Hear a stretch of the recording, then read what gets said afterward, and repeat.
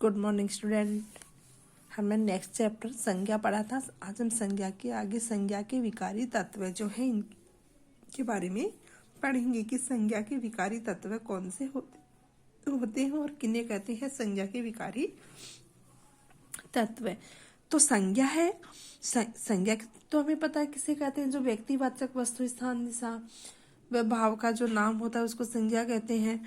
लेकिन संज्ञा के जो विकारी तत्व हैं वो क्या होते हैं, किन्हें कहते हैं? तो संज्ञा के विकारी तत्व जो है वो 3 प्रकार की होती है। 3 विकारी तत्व माने जाते हैं। तो 3 विकारी तत्व हैं लिंग, वचन और कारक। लिंग, वचन और कारक ये संज्ञा के 3 विकारी तत्व हैं। तो सबसे पहले हम लिंग के बारे में पढ़ेंगे कि लिंग है वो क्या होता है, किसे कहते हैं लिंग। तो यानी कि लिंग वो शब्द होते हैं जिन संज्ञा शब्दों से हमें उनके पुरुष या स्त्री जाति के होने का जो संकेत मिलता है, इस पुरुष या स्त्री जाति के होने का जो बोध होता है उसे लिंग कहते हैं। लिंग शब्द का अर्थ है चिन्ह या पहचान का साधन। लिंग शब्द का अर्थ क्या होता है? या तो चिन्ह होता है या पहचान का साधन होता है।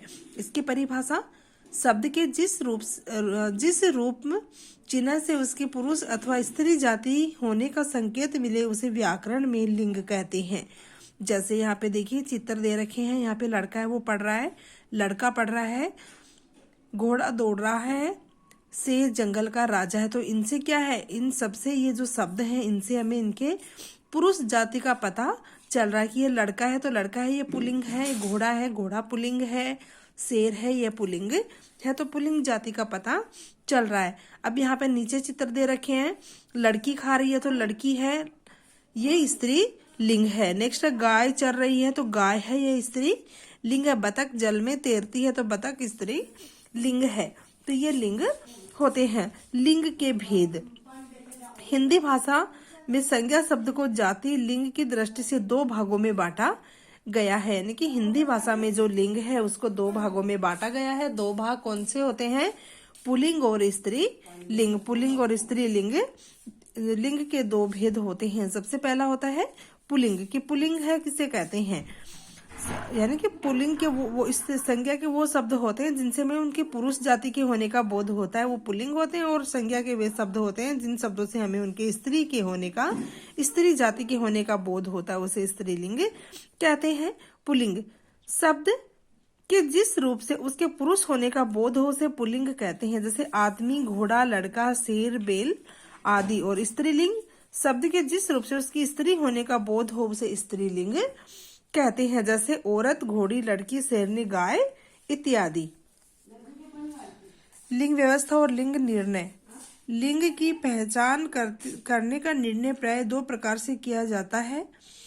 शब्द के अर्थ से, सबसे पहले आता है शब्द के अर्थ से, दूसरा होता है शब्द के रूप के आधार पर। तो पहला है शब्द के अर्थ से, प्राणीवाचक शब्दों का निर्णय अर्थ के अनुसार किया जाता है। नेक्स्ट शब्द के रूप के आधार पर निर्जीव वस्तुओं और पदार्थों का लिंग निर्णय रूप के आधार पर किया जाता है। लिंग निर्धारण की कुछ विशेष ध्यान देने योग्य बातें। नित्य सदा पुल्लिंग शब्द। कुछ शब्द ऐसे होते हैं जो हमेशा पुल्लिंग में होते हैं, उनका स्त्रीलिंग रूप नहीं होता है।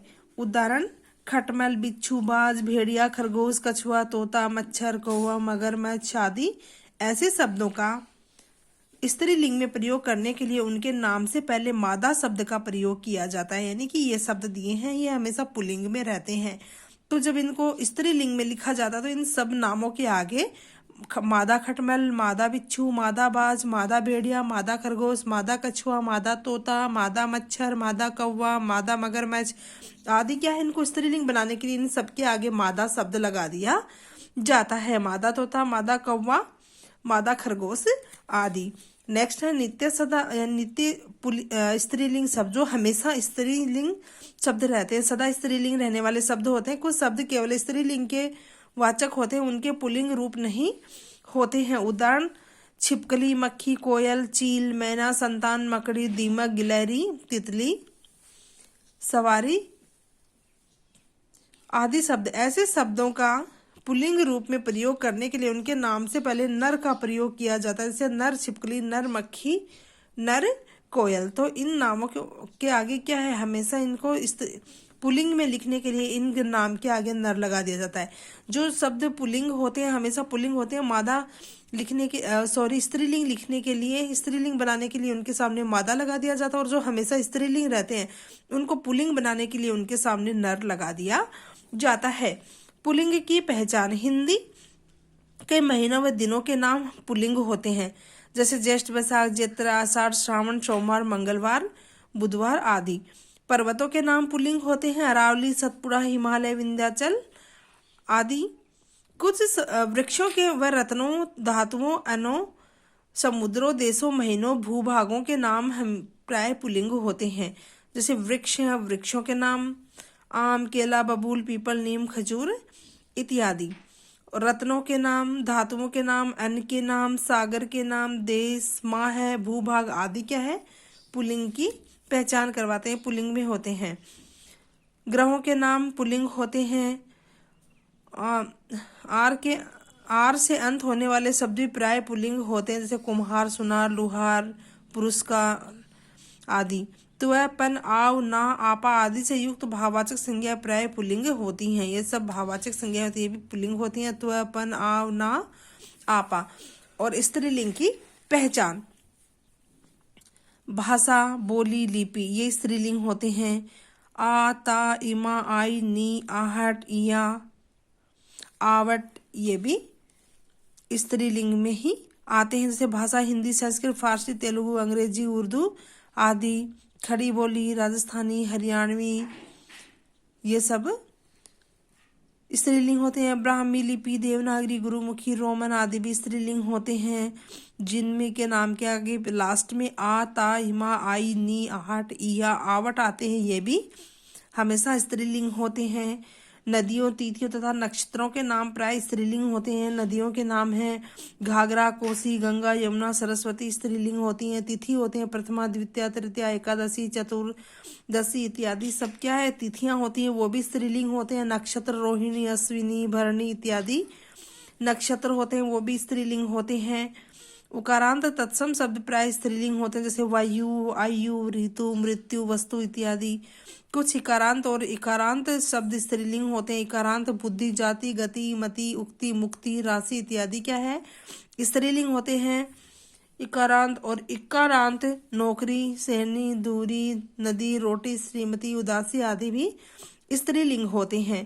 तो ये सब क्या है, प्राणियों के समूह या समुदाय का बोध कराने वाले कुछ शब्द स्त्रीलिंग होते हैं, जैसे कमेटी, सभा, गोष्ठी, परिषद, सरकार, टोली, भीड़, संसद, समिति इत्यादि स्त्रीलिंग होते हैं। स्त्रीलिंग से पुल्लिंग से स्त्रीलिंग बनाना, कुछ शब्द होते हैं पुल्लिंग होते हैं, उनसे स्त्रीलिंग बनाना।